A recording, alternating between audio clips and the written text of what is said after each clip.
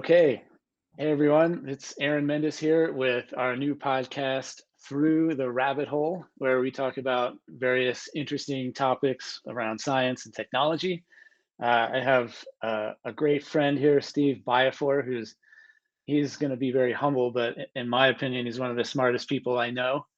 And he's an OG in the artificial intelligence space. I think all the way back into the 80s and 90s doing AI and neural networks before they were even called that. So welcome, Steve. Glad to have you. Thank you, Aaron. So, Steve, could you give us a little bit of your background? How did you get started in AI, and what were you doing back in the 80s? Yeah, good point. Well, I was still in school in the 80s, but when I got out of there, started off, actually, I was on a trajectory to go to med school. And I came to San Diego, took a job at General Dynamics, a defense contractor, and I thought I'd spend a year making money and maybe volunteer at a hospital, which I did.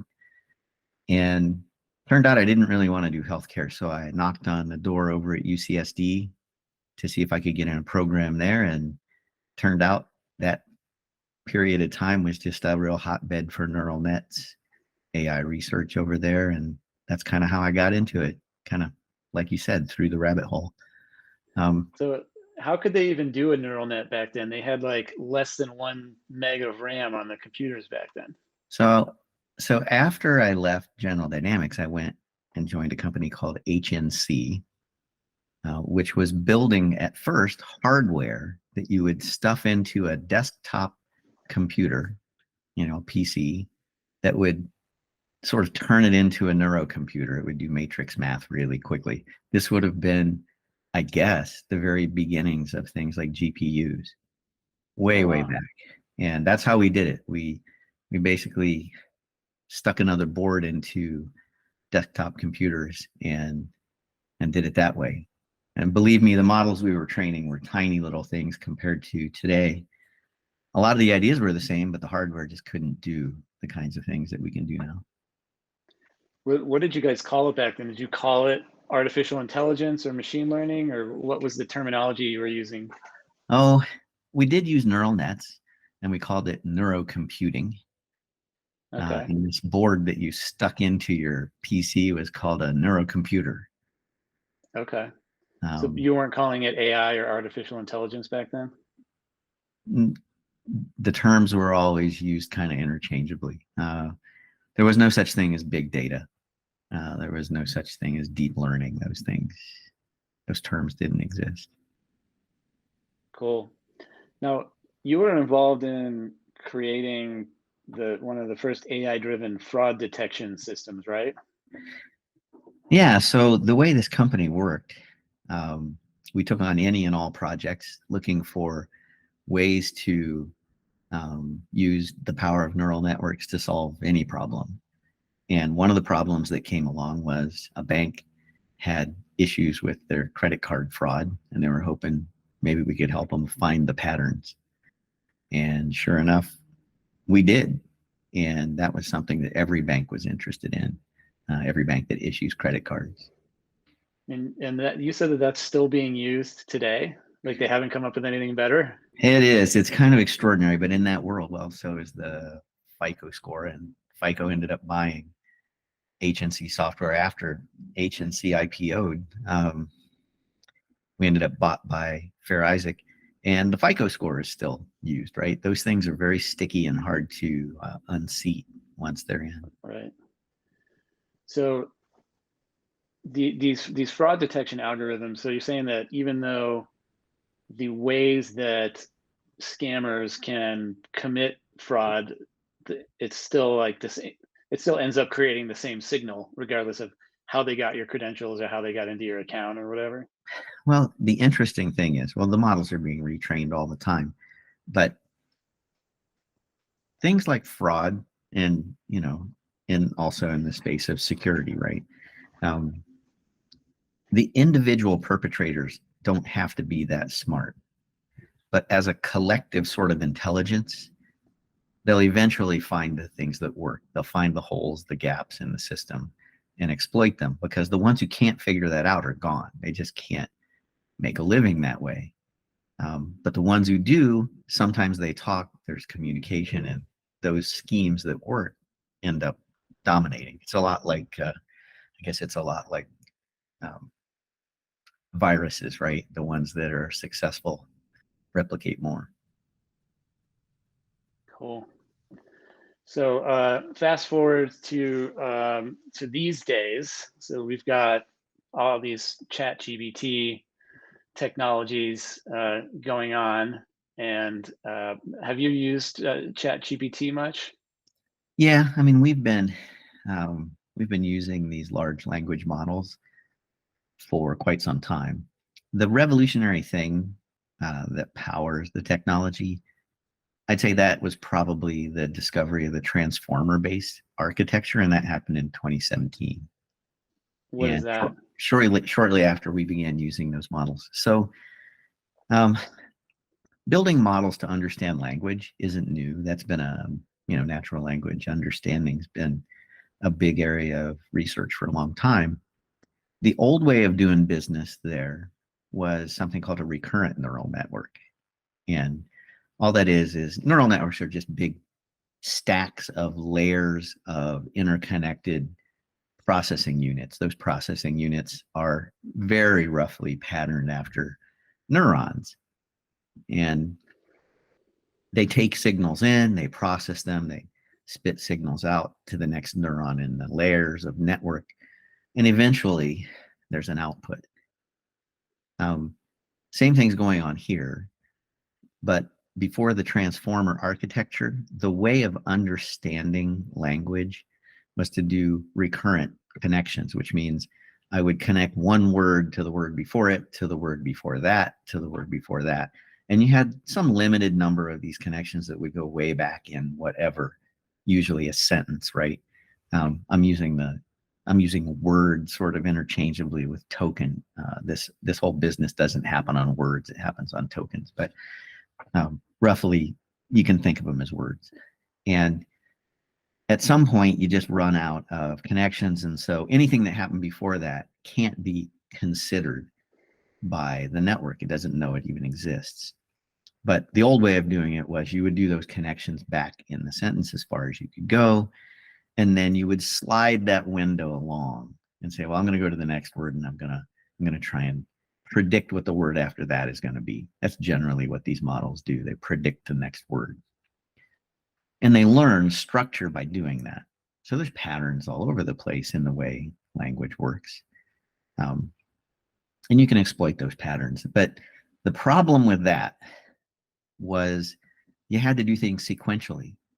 So you would click along a piece of text, right? Could be a novel, could be just a couple sentences, but whatever it was, you would click along one word, one token at a time, and you would let the recurrent connections get trained.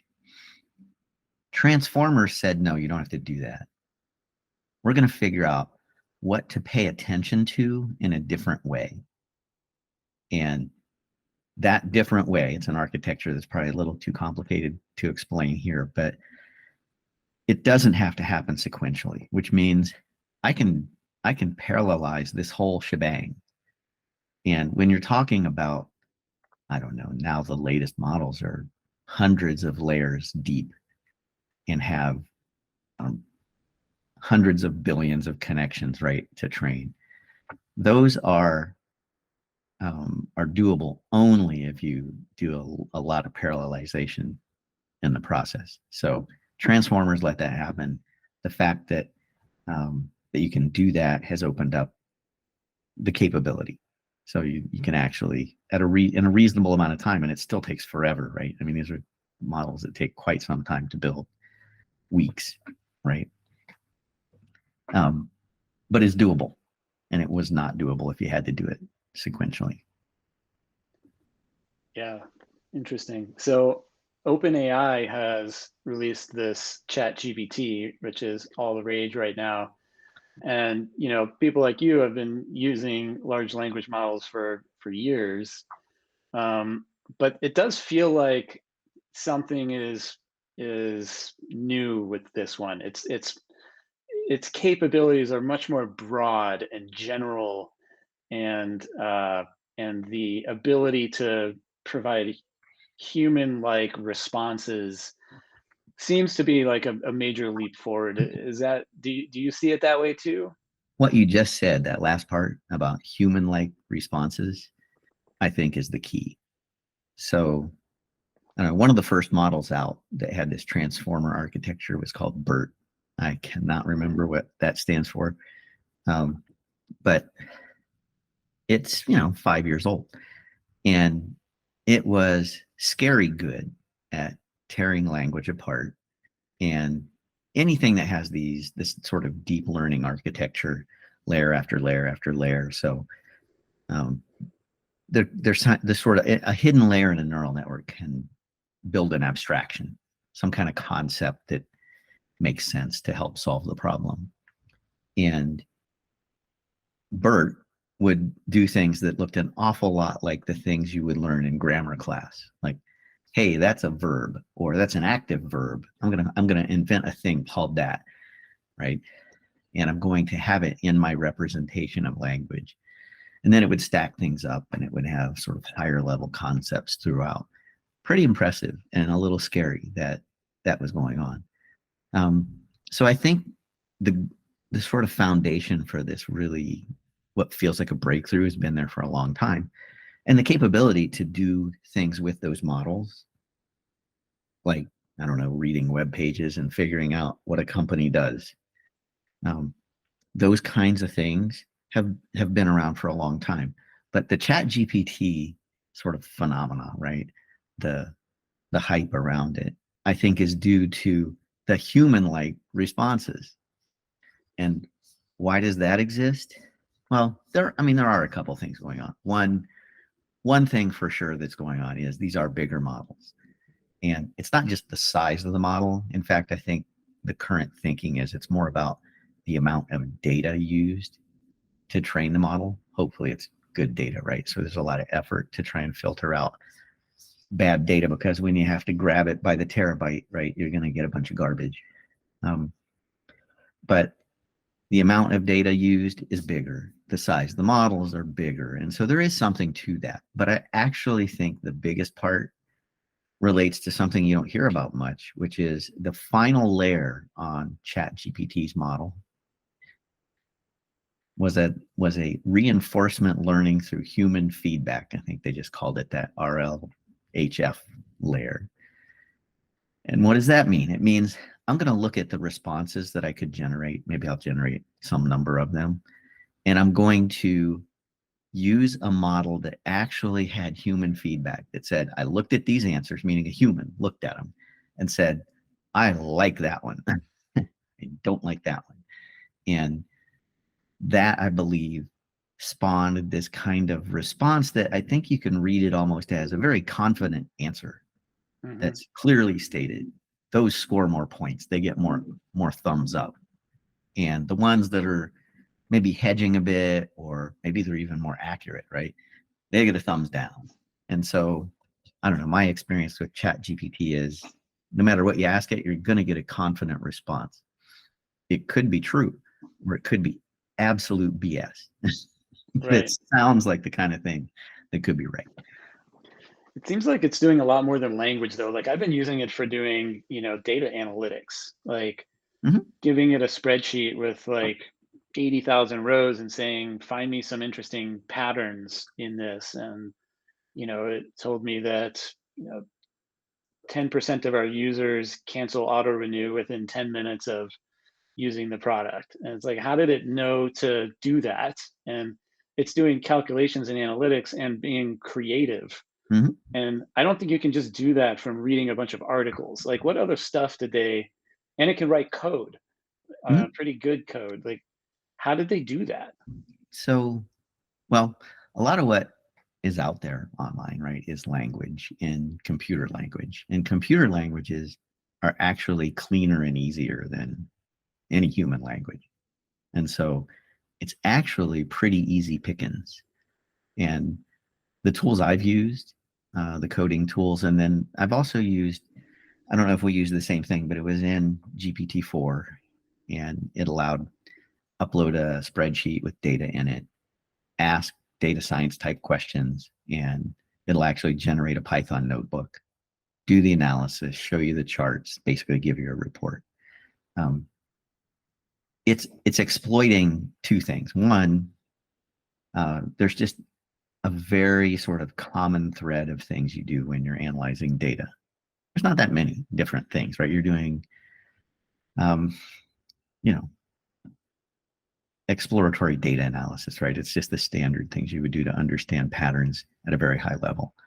And two, you're producing Python code to do it.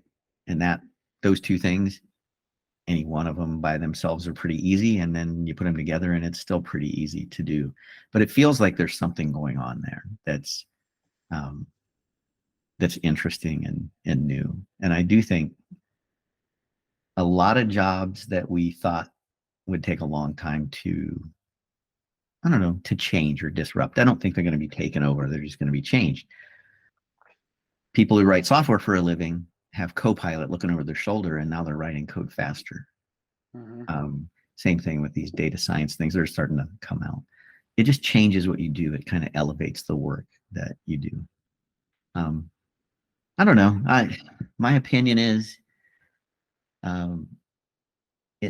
this sort of excitement over ChatGPT is more about us than it is about AI.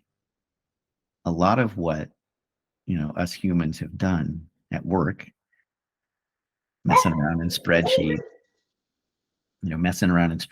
creating reports for layers of management, summarizing things. A lot of that work that, I don't know, a lot of us probably feel like, man, I wish I didn't have to do that. It's kind of repetitive and tedious. That kind of work actually is pretty doable with this kind of technology. And so, I feel like it is going to have an impact because it has reached that point where humans feel pretty good about it. And how we feel about the technology is probably just as important as actually the underlying accuracy of it if you sat there and measured it really carefully. Yeah. I've been very impressed with the creativity, not just of ChatGPT, but like these generative image models. Like I've been playing around with one called Mid-Journey. Have you played with that? I haven't played with Mid-Journey. I played with DALL-E, the various versions of it. Yeah, Mid-Journey is, I think, a step better than DALL-E, but because like DALL-E has trouble making faces and hands. It'll give you like an approximation of a face, but it looks like something out of a horror movie. Yeah, usually.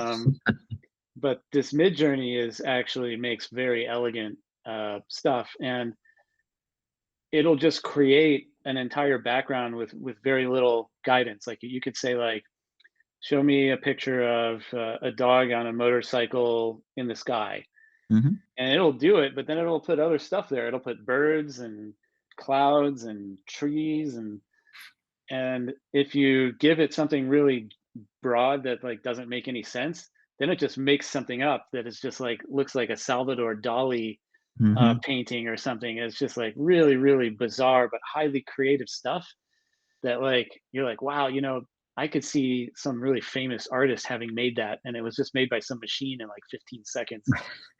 Interesting. Yeah, I mean, it's really fascinating to me too, because I think it makes us step back and ask, what is creativity really? What really counts as that? And just coming up with something new that is kind of a mashup of things that have been out there, but maybe a new combination, is, in my mind, a little less creative than stepping outside the set of building blocks, the Legos, right, that we have to put together and doing Isn't something. that everything that we do though? Like when someone goes and writes a song, they're building on all the other songs that have been written. And it's in their head. And so again, this is where it feels like the interesting part of this for me is it makes you look at what you do and ask, was I just doing this kind of, complex mashup type kind of thing? Or was there something more to it than that? And I think humans would love to think that we're special You Or know, yeah, or are you just a biological AI? we're different from all these animals. We're better than them. You know, we're different from computers. We've got these things and those things. And now I think systems like this make you have to ask that question a little bit differently. Yeah, definitely does. So transitioning a little bit into the topics of, I guess, cybersecurity and cyber terrorism and things like that, because our company PrivacyHawk is focused on trying to help people protect their personal data because it's very dangerous, can be used against us by criminals. I think that artificial intelligence is going to make that a lot faster, more scalable, easier for scammers. So I wanted to kind of hear your perspective on, like, looking down the next like 5 or 10 years, like what kind of terrible things do you think are going to be happening as a result of this leap forward in artificial intelligence? What's coming down?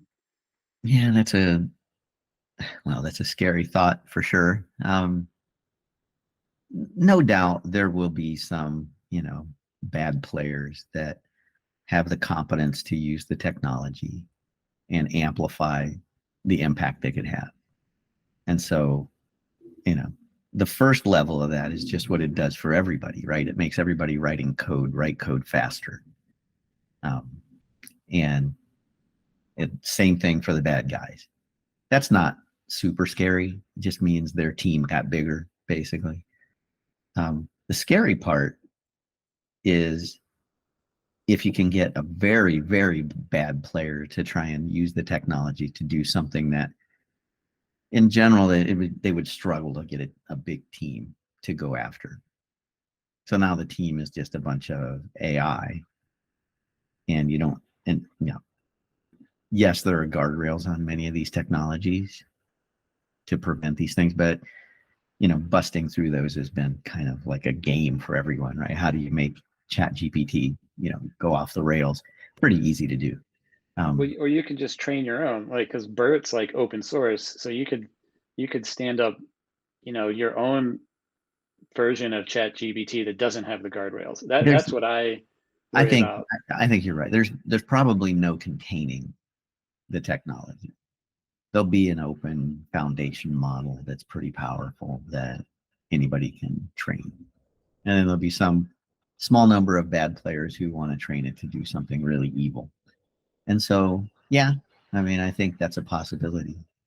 I think the Well, answer, like you probably think, is it's more in us, right? We have to be resilient to those kinds of things, and we need to use AI to do that as best we can. But preventing a really evil human from using the most powerful tools they can, well, they want to get a hold of nuclear weapons, they want to get a hold of AI. Same sort yeah. of. I mean, I have to imagine that it's already happening, that you've got these, these offshore scam rings, and they're probably hiring engineers to set up their own, you know, version of ChatGPT that doesn't have the guardrails. And then what you could do is you could load in a bunch of social media profiles and personal information about millions of people and say, analyze all these people and tell me the one that's most likely to fall for this particular scam. And then it'll say, okay, this lady in Omaha, Nebraska did this, this, and this. She's probably easy pickings. And then they go target. So it basically helps identify easy victims for scams. Or you could feed it in like a whole bunch of government people and their social media profiles and a bunch of personal information you're able to find about them, and find me a way to exploit XYZ politician. And it could probably make some connections and see patterns that require much more computing power than what our own brains have. And Yeah. so I think that identifying vulnerabilities is going to be super easy for these models if they're fed in the right data. And I think a lot of that data is publicly available on the web because a lot of people have their social media profiles open. and they have multiple social media profiles, and they're posting all kinds of information about themselves, pictures about themselves. I mean, if you just fed all the pictures that people post on their Instagram, you can learn so much about them. Uh, like, hey, if you kidnap this guy's dog, he has a 99% probability of paying the ransom. And this is where he lives. I mean, that's maybe an odd example, but like that's where I think it could be headed. Do you see that? Or I think that's a possibility. I think it's still expensive enough to have to wrangle the technology that, you have to be really dedicated to, pursuing whatever attack, right? To get a result that I think is dramatically more impactful. But if it's the same old crime but done more efficiently, the bad impact of that really stacks up. yeah. So that's probably where I would say it has the first impact is same old scams, done faster, done better, to more effect, right? I mean, they're still evil. That's where I would expect it to show up first. Well, there's always Being only been able, one scam, which is steal money. yeah, well, yeah. There's only one scam. It's one big, It's it's one big it's effort to steal money. yeah. It always comes down to how do I steal money? And I think, I think that definitely is happening, and it's going to continue to happen. The But use of AI to do something that could never be done before, on a scale that could never be done before, I guess I'm not as scared about that. I think that, state sponsored, evil projects like that already have the wherewithal. It'll just make them a little bit easier for them. well, yeah, the state sponsored stuff is, pretty critical because they do have the money and the talent to do it. Like, I won't name any names because I don't want to get shot down in an airplane. But Yeah, let's exactly. take one of these countries that we know does this kind of stuff, and it's like, okay, well now they can, they have the resources to build a crawler that goes and indexes all the content on the web and all the images and everything, and feed it in to a system and find ways to exploit their enemies. Yeah, And I'm sure that that's happening right now, and I'm sure the U.S. is doing it too. yeah, They'd it's be crazy not to, because they say that cyber warfare is the next, war frontier. Is how do we take down the satellites and electrical grid of the enemy, or things like that. yeah. I mean, well, that warfare is already underway with respect to sort of looking for the weak spots in social fabric, right? And figuring out where you can pull and rip on it a little and cause some damage. But hard infrastructure, like the grid, I think that's probably a pretty good metaphor to use, right? If you want to make a grid hard to destroy, you need to distribute it. And the more distributed it is, the smaller the little subgrids of subgrids of subgrids. It's much more difficult to blow the whole thing up. So you need to tokenize the infrastructure. And you need to put it in the hands, like, for security for your own personal information, right? If you take control over it and you harden your own data, and then you get 100 million other people in America to harden their own data, that makes things pretty tough on the bad guys. So you think that individuals should be reducing their digital footprints so that there's less information out there for those bad guys to get? Partly, or at the very least, making the pieces harder to tie together. Yeah. Yeah. Well, that starts by not having everything out in the open. It does. And, it's hard for me to relate to that because I never dove in. I never got excited about social media. I never was a heavy user of any of it. It felt like it would take a lot of time, and it felt odd to me to communicate with more than a single person at a time. Yeah, that's What I true. have to say to you, it's fundamentally different from what I might say to another good friend, even if you and the other friend are somewhat similar, right? Technology, people who are, interested in X, Y, and Z. It's like, but you're still so different. And I don't have the same thing to say to any two people. Yeah, well, I feel the same way, but there's a lot of people that just want to broadcast a generic version of their life out to everyone on Instagram with photos of Yeah. And it's out there, themselves. and I get that it's become a form of, I don't know, communication. It's become a form of, making income.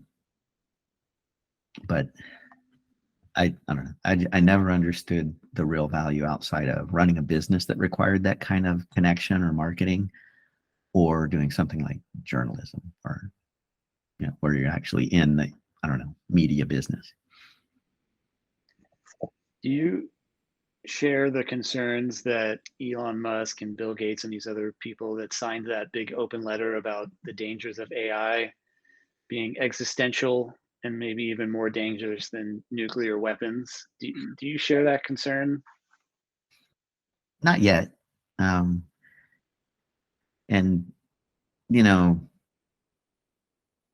yes, it's a powerful technology, but I'm not worried about AI, becoming self-aware and then going off the rails and eliminating all the humans from the planet. And why are you not worried about that? Because humans are perfectly capable of doing that themselves.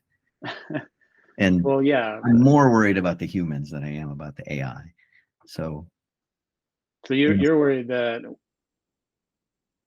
there won't be enough time for the AI to get that advanced um, because we'll just destroy ourselves first with I nukes. don't I don't think it's going to be like this sort of self-awareness thing or self-replication or things like that. That's the problem. The real problem is going to be somebody says, I'm going to invent this, I don't know, killing machine that has AI in it, and it's going to be, really hard to defeat. And I'm going to actually create this thing in a physical embodiment, right? It's a robot or a drone or whatever. And I'm going to cut it loose. That all happened because of a human, right? It wasn't the AI that decided to do any of that. And so, Well, I think that's a big part of the concern is that, yeah, some malicious person is going to create an AI that's designed to be destructive, and it'll be so powerful that, like you said, it'll be really difficult to defeat. yeah. Um, And the same thing's true of like germs and other biological weapons, right? yeah. I mean, it's all it's all within the realm of our current understanding of science. But um, yeah, the more the more we know about how that technology works, the more the bad guys could potentially do something really damaging with it. Now, if the bad guys have it, and they probably don't have as much resources as the good guys, are the good guys likely to be able to have an AI that's better than the evil AI that they create? Is good AI likely to be able to defeat evil AI? Well, here's the problem with that. Even if your AI is better, when you're the good guy trying to protect a system versus a bad guy trying to destroy a system, it's, I don't know, many orders of magnitude easier to destroy something than to create it or protect it. And so we build these fragile systems, right? Like 9/11, the aviation system, you know, it was a very good system. And yet it had these fragilities in it that allowed, what happened on 9/11 to happen. And so any complex system like that, you have to be aware of those things and how they might be exploited. Super hard to do all that, and protect against every vulnerability. So it's it's a it's a asymmetric game. I know there's a lot of theory around that, but they don't have to be as good. They just have to be Right. good enough. Yeah. Well, I'm glad that you're less concerned about the existential crisis with AI than a lot of people are. Yeah, I mean, look, either way, we should probably relax and enjoy ourselves, right? If it's if we're doomed, we might as well enjoy it. If we're not, then fine. Well, I think the perspective is more that like, well, we will be doomed unless we do something about it, and so they're trying to, you know, motivate everyone to put some guardrails in place. But the problem with the guardrails is that they only the people that are rule followers are going to adhere to the guidelines, and the bad guys aren't anyway. So you could pass some international treaty where we all agree that we're going to have guardrails for AI, but if someone doesn't want to participate in that treaty, they can just go in their basement and spin up 10,000 AWS servers and make an evil AI that circumvents all that. Yeah, it's an interesting question. I do think it's a good idea to think it through. There's no doubt about that. So in that sense, I do agree. But I don't think we're at the point where AI is going to go off on its own and do something really dangerous. But no denying the power is there. It's something to, at least do something to try to keep it out of the hands of, the worst players. Yeah. So you don't think AI is going to go rogue on its own? At least not. I mean, and I don't think anyone thinks that even ChatGPT has that capability. But when you think about the exponential growth in the abilities of these technologies, just where it is now from where it was 10 years ago versus 20 versus 40, and you fast forward another 10, 20 years, it could be like a billion times more powerful than it is now. And in that case, how do you know, or what gives you confidence that something that's that powerful might not go rogue? Well, nothing. I mean, it could happen. I guess,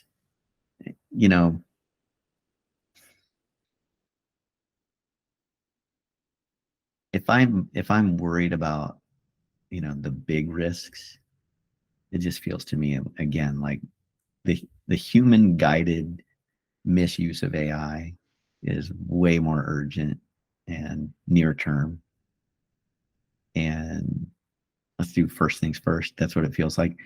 And things are getting more powerful, but there are some walls that are being hit or almost hit. So data is one. If the thinking, that I'm hearing is true, which is at some point size isn't really the big determining factor for the capability of these large models. So it's not more neurons, it's not more connections. It's nothing about the architecture at all. It's more about the data and, Right. How big is it? How varied is it? How rich is it? How clean is it? All those things. Then the quest for more data is really where the battle is won. But I don't know. I saw an analysis that looked like we've actually already chewed up a pretty good fraction of the data that would add value to these models. So where are we going to get more data? And then you get into these scenarios where the AI is actually producing a bunch of data. Now that's what I was now you have an AI say. consuming the data that it produces. You get this snake eating its own tail, and then you end up with degradation. So then you lose power and you lose capability. But would it be degradation if the AI was making new discoveries, like discovering, deeper physical laws and things like that, and doing its own science? You have to tell the difference. That's the tricky part. And so, yeah, learning to do science, for example. All right, that's a great idea. You can only do so much science that's not actually got a physical hand in the world, right? And so, I don't know. I've been giving it a lot of thought, that aspect of it. It's like, how much of intelligence is about language? If all you had was language and you were just like a brain in a jar, how far can you get with that? And you've got representations like language and numbers and, you know, like you said, art, music. Those are sort of varying representations of something, information, right? And so how far can you get with that without actually having a physical hand in the world, be able to manipulate real, atoms? I don't know. I mean, it But it definitely it could eventually have a physical presence. I it mean, could, and maybe that's an important piece of it. I don't know. But so now you've got something with a physical presence that can manufacture more of itself and can learn from the science that it does. Yeah. So that kind of is um, an accelerant, and maybe you can make big progress. But hey, there's an upside to that too. You can solve some of these things like various diseases we've been interested in for a long time, or longevity, or energy, things that are really significant problems that we're facing. Maybe we can do something good with respect to those. And the interesting thing is, I think everybody seems to either go to one extreme or the other. Like, the AI is going to save us. It's going to solve these problems. So it could be a real big positive. Or AI is going to get self-aware and eliminate us from the planet. But, what we don't talk about is kind of the middle ground, which is probably where it's all going anyway, right? The middle is always yeah. where things go.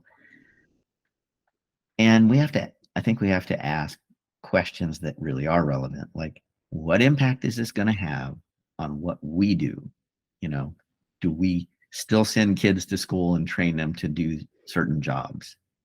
Or do we rethink that?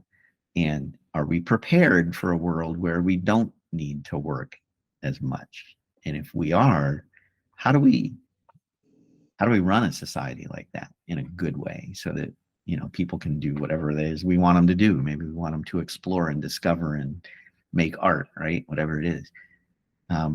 We need to think about that, because if we don't think about that, we're going to end up with a bunch of ill effects with AI that's basically being used for good, right? Or we're trying, no rogue robots trying to eliminate us, but we still have these massive problems. And that feels more relevant and more likely. And we ought to give that, a little bit of thought. Yeah, I think about that too, because you're right. At some point, all the jobs are going to be able to be done by robots if we want them to. I think there's going to be fierce resistance to that, and Yeah. it's going to take a while, because there's a lot of people that don't want to give up their jobs, especially because there's not an economic model for them to make a living. There's going to have to be some sort of universal basic income, or not even a basic income, just like a unit, or maybe money even ceases to be relevant. And And see, there's such big changes, right? And I we're mean, not even wired for that. We're wired for scarcity, like because we're primates. All animals are wired for limited resources, and if all of a sudden we didn't have limited resources, could we even handle that? that's a great question. Yeah, there's layer upon layer of things that we're wired for that we need to understand and figure out how to move on from there. That these things could change. Yeah, no, it's absolutely true. And I think the first layer is these things like jobs are not going to be what we thought they were. What do we do about that? And how do we deal with that without creating a bunch of people on the sideline doing nothing? Because that's never a good thing. So Yeah, and it's everybody going to needs to be imbalanced too. Like the rich countries are going to get there first, and then the poorer countries are still going to probably have a lot of manual work. And then how do you have a world where you got all these people that don't need to work, and they have everything, but then there's all these other countries that don't have the resources to have that kind of quality of life. So you might have a hybrid for a while, where you've got a capitalist society, and I don't know what you want to call this new one. It's something neo society. It's something, but yeah, and it Yeah. has. I'm a big proponent of trying to keep things simple.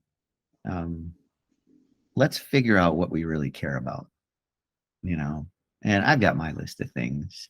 Um, I'd like it to be the case that I got a pretty good range of things to choose from that I might want to do today. And I'm free to do those things. And I would like it so that not only do I not have to worry about, like, am I surviving? Do I have, food, water, and shelter? But does humanity have that? Because I don't need to live in a world where it's constant battle to keep some degree of fairness. So the list of things we'd like to have, we ought to get straight on that and keep it simple. And then think about, well, what is this change to jobs going to do to that? And try and aim it at least in roughly the right direction. Nobody's going to be able to sit down and like put pencil to paper and come up with a complete solution here. It's just not that kind of problem. But directional would be good, and not heading in absolutely the opposite direction that we should be headed would be good, because turning around is hard. Yeah, and everyone has a different form of values, different values. Some people don't want this change to happen. They're fine with, a bunch of manual work and people have to earn their salt and whatever. And they don't want a world where people don't have to work, or they're worried that if people don't work, that they're gonna go crazy, or like maybe people need adversity, or they Yeah. they get unhappy, or so there's all these unknowns, and then you've got different political ideologies about how to address these Yeah. issues. Those are Yeah, all valid concerns. Yeah. the current system is set up for, it's not set up for a bunch of people that don't have to work. That's right. So work is Or important. I think it is to humans in general to have a purpose. I guess the thing that worries me the most about that this line of the conversation is, it shouldn't be a political or tribal type of answer. That's a constraint we don't need right now. We need to just think from first principles. And, to the degree that that is not possible, we're in pretty bad shape. Because it's not going to be an easy problem. It's definitely, I mean, it's physically possible. The laws of physics allow for it. It doesn't seem to be trending in that direction with, the division that we've got right now, where we can't even have the conversation. I mean, there's just, both sides are just not communicating right now. Like, they're just talking past each other, not respecting each other. Why? The reason for it is at once obvious and at once just mysterious, right? There are forces at play, many of them related to money or power, that motivate a certain very small fraction of the population to create and stoke up these kinds of divisions. Now, it's just like security, I think, right? If each person takes personal responsibility for their own hardening to this manipulation, right? Getting played, getting spun up, getting enraged. If you can harden yourself against that as an individual, right? Individual responsibility, then it's harder for those guys to succeed. Same with security, right? Take advantage of the tools that are out there and harden yourself. Makes it, if everybody did that, or a good fraction of everybody, all of a sudden it gets real hard. Then I think we'd be in a pretty good place. And the mystery to me is, it feels like the kind of, I don't know.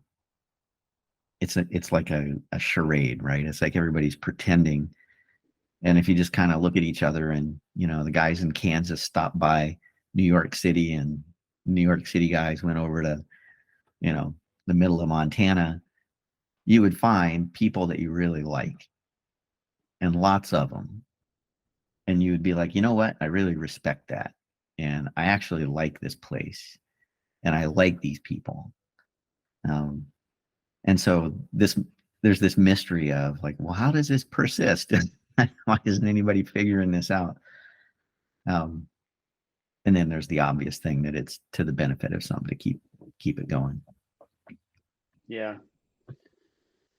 Yeah, it's like this very complicated web of different things contributing to the division. It's the social media algorithms that are kind of creating echo chambers. There's the media that's trying to stay alive by competing for clicks with the most sensationalist possible things that they can say and write. And they're just trying to make a living, but in order to make a living, they have to create clickbait, and that clickbait has to stoke anger and fear. Yeah. And the division, that drama, is what stokes that, and that's why you have to create an enemy in order to entertain the people. And Enemies so give purpose and clear yeah, purpose, but it's a lazy sourced purpose. It's the kind of thing you do when you don't feel like getting up in the morning and working for something. And the more we can take responsibility, get up in the morning and say, I'm going to find purpose, and it's not going to be what somebody told me it was. I'm going to figure it out myself. I mean, I think there's a lot of people that want to do that, and I think there's a lot of people that just aren't wired for that. I mean, primates are social hierarchies, and there's a lot of truth to that. But I do think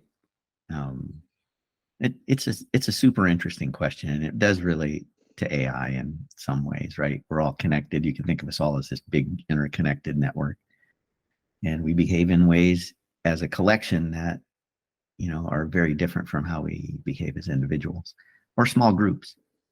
And I don't know, you've seen these sort of projects where they'll bring together red state and blue state people and sit them down in a room, and they end up forming friendships and they operate fine. It's like, well, that small numbers works just fine. Yeah. Make that 100 million people on each team, and all of a sudden it gets harder. People need purpose. And I think social media in particular has changed the way that people source that and determine the purpose. And we didn't think that through. That's not AI, right? It's just social media. Now there's a hell of a lot of AI behind it. Believe me, some of the biggest, baddest models, it's no surprise that it's these guys who have all the data about all the consumers who have the most powerful AI. They have it to use it. And they're using it to get you to buy more things or stay on the platform or, post more tweets or whatever it is. That's undeniable, right? They got the biggest AI teams around, and they've got all the tools and all the GPUs lined up. And let's use that for something else, maybe. Yeah. So wrapping up here, we've definitely gone through the rabbit hole. I mean, we've talked about artificial intelligence and philosophy. What is can a robot become conscious? How do we restructure society? How do we solve the divisions that we have? Well, let me ask you a final topic.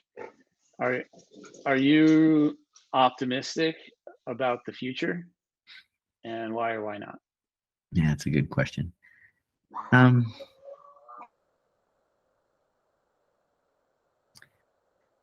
I am. I think that the future generally, it never comes out as bad as we think it might be. There's usually some surprises to the upside. And, if you look at, roll the tape backwards, look at what people were saying in the 70s or the 60s, 70s, 80s, right? About the things that could go wrong and the things that would go wrong. Yeah, probably some of those things did happen, but so did a bunch of other things that seem, really interesting and good. And in general, the trend has been positive. Less poverty, more education. But you can't take your eye off the ball, right? Big disasters do happen. It's possible for a big chunk of humanity to be, taken out. And, that's not a good time. But I don't know. I think it doesn't hurt to be optimistic. Might as well. It's the best way to kind of push things forward, I think. You can't just focus on defending yourself. You have to focus on building something good. So, yeah. Yeah. I feel the same way. I'm very optimistic. I think I get more optimistic the further back I look in history and how crappy life was back then compared to it is now. And how even back then everyone thought that, everything was going to shit, and so even in the 1960s, everyone was like thought that the world was going to be destroyed by now by nuclear bombs, and we've for the most part not even really had a credible threat of that. And Yeah. now we've got all this medicine that's saving lives that even in the 60s and 70s didn't exist. So when you look over 100-year time horizon, I think 100 years from now things are going to be amazing. We're gonna have a whole new set of problems that of the day that are going to seem existential at that time. But when you look back 100 years to today, they're going to feel like we were living like barbarians. I agree with that point of view. I think that's right on. Cool. Well, it was great to have you, Steve Biafore, and I'm looking forward to talking to you again soon. Thanks for having me. Journey through the rabbit hole with us. Don't miss out. Like, subscribe, and hit that notification bell.